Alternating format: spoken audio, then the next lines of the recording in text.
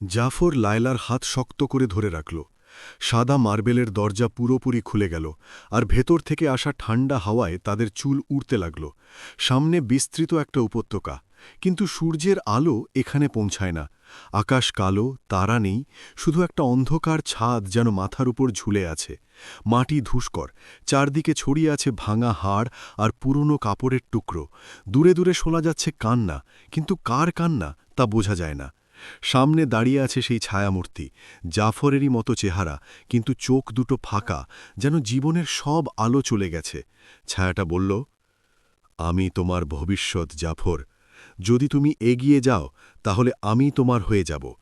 তৃতীয় চাবি পেতে হলে আমার সঙ্গে লড়াই করতে হবে, কিন্তু লড়াইয়ের নিয়মটা অন্যরকম। অস্ত্র নয়, শব্দ দিয়ে লড়তে হবে। প্রতিটা প্রশ্নের উত্তর দিতে হবে। ভুল হলে তুমি আমার মতো হয়ে যাবে। লায়লা ফিসফিস করে বলল, এটা একটা পরীক্ষা। মৃত্যুর উপত্যকা মনের দুর্বলতা দেখে। সত্যি বলো জাফর, মিথ্যা বললে সব শেষ। জাফর গলা খাকারি দিয়ে বলল, ঠিক আছে, প্রশ্ন করো। ছায়া হেসে উঠল, একটা শূন্য হাসি। প্রথম প্রশ্ন, তুমি কেন লায়লাকে বাঁচাতে এসেছ? ধনের লোভে না ভালোবাসার জন্য? সত্যি বলো। জাফর থমকে গেল। তার মনে পড়ল প্রথম রাতের সোনার মাছ, দ্বিতীয় মনোবাসনা করার সুযোগ, কিন্তু সে কখনো করেনি। সে লায়লার দিকে তাকাল, লায়লার চোখে আশা। জাফর বলল, শুরুতে ধনের লোভ ছিল, কিন্তু এখন আমি তোমাকে বাঁচাতে এসেছি, কারণ তুমি আমার হৃদয়ে জায়গা করে নিয়েছ। আমি তোমাকে ভালোবাসি লায়লা। ছায়া কেঁপে উঠল, তার শরীর একটু হালকা হল। সত্যি উত্তর। প্রথম পয়েন্ট তোমার। দ্বিতীয় প্রশ্ন এলো, তোমার জীবনের সবচেয়ে বড় ভুল কি, আর সেটা কেন করেছ? জাফরের মুখ ফ্যাকাশে হয়ে গেল। সে বলল, আমার বাবা মারা যাওয়ার পর আমি তার দেওয়া আংটিটা বিক্রি করার চেষ্টা করেছিলাম, কারণ আমি ভেবেছিলাম ধন ছাড়া আমার কোনো মূল্য নেই। কিন্তু সেটা ভুল ছিল। আংটিটা আমার ভাগ্যের চাবি। আমি ভুল করেছি লোভে। ছায়া আবার কেঁপে উঠল, তার চোখে একটু আলো ফুটল। দ্বিতীয় পয়েন্টও তোমার। তৃতীয় প্রশ্ন সবচেয়ে কঠিন। যদি তুমি তৃতীয় চাবি পাও আর লায়লা মুক্তি পায়, তাহলে তুমি কি তোমার তৃতীয় মনোবাসনা ছেড়ে দেবে? সোনার মাছের শেষ শর্ত যে তোমার জীবন নেবে, নাকি তুমি লায়লাকে আবার বন্দী করে রাখবে নিজের জীবন বাঁচাতে? জাফরের হাত কাঁপতে লাগল। লায়লা তার হাত চেপে ধরল। জাফর, বলো না, আমি বুঝি। কিন্তু জাফর চোখ বন্ধ করে বলল, আমি তৃতীয় ইচ্ছা করব না। আমার জীবন যদি লায়লার মুক্তির বিনিময়ে যায়, তাহলে যাক, আমি তাকে বন্দী রাখতে পারব না। ছায়া চুপ করে গেল। তারপর ধীরে ধীরে তার শরীর ছড়িয়ে পড়তে লাগল ধোঁয়ার মতো। সে বলল, তুমি জিতেছ। আমি তোমার ভবিষ্যৎ নই আর। তুমি নিজেকে বদলে ফেলেছ। ছায়া মিলিয়ে যাওয়ার সঙ্গে সঙ্গে উপত্যকার মাঝখানে একটা উঁচু পাথরের স্তম্ভ উঠে এলো। তার উপরে জ্বলছে একটা সোনালি আলো, আর তার মাঝে তৃতীয় চাবি, সোনার, যার গায়ে খোদাই করা মুক্তির চাবি। জাফর এগিয়ে গেল, চাবিটা তুলে নিল, কিন্তু ঠিক তখনই উপত্যকা কেঁপে উঠল।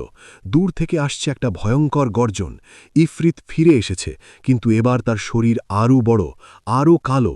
সে চিৎকার করে বলল, চাবি পেয়েছ তো, কিন্তু এখান থেকে বেরোনোর পথ নেই। উপত্যকার দরজা বন্ধ হয়ে গেছে, তোমরা এখানেই মরবে।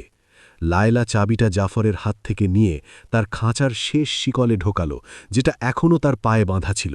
একটা উজ্জ্বল আলো জ্বলে উঠল, শিকল ভেঙে পড়ল, লায়লা মুক্ত। কিন্তু ইফরিতের গর্জন আরও জোরালো হল।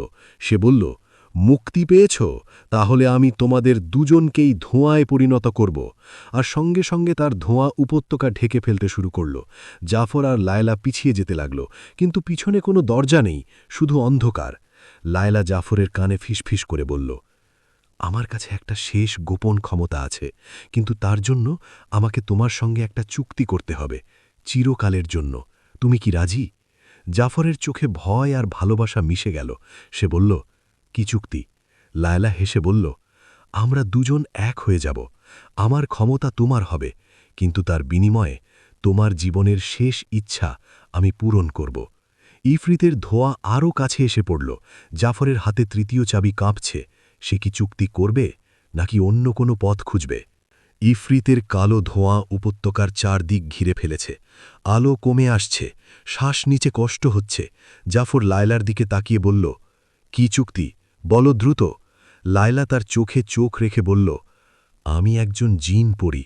আমার বাবা ছিলেন জিন রাজ শাহরিয়ার। ইফরিত আমাকে বন্দি করার আগে আমি আমার শরীর ছেড়ে দিয়েছিলাম একটা আত্মার আকারে। আমার আসল শরীর এখনও লুকিয়ে আছে এই উপত্যকার গভীরে। যদি তুমি আমার সঙ্গে এক হয়ে যাও তাহলে আমরা দুজন একটা নতুন শরীরে জন্ম নেব, তোমার মানুষের শরীর আর আমার জিন শক্তি মিলে। কিন্তু তার মানে হলো তুমি আর কখনো শুধু মানুষ থাকবে না, তুমি আমার অংশ হয়ে যাবে চিরকাল। জাফর এক মুহূর্ত থমকে গেল। তার মনে পড়ল বাগদাদের বাজার, নদীর ধারে মাছ ধরা, সোনার দিনারের থলি, একা রাত কাটানো। সে সব ছেড়ে দিতে পারবে কি? ইফরিতের হাসি শোনা গেল।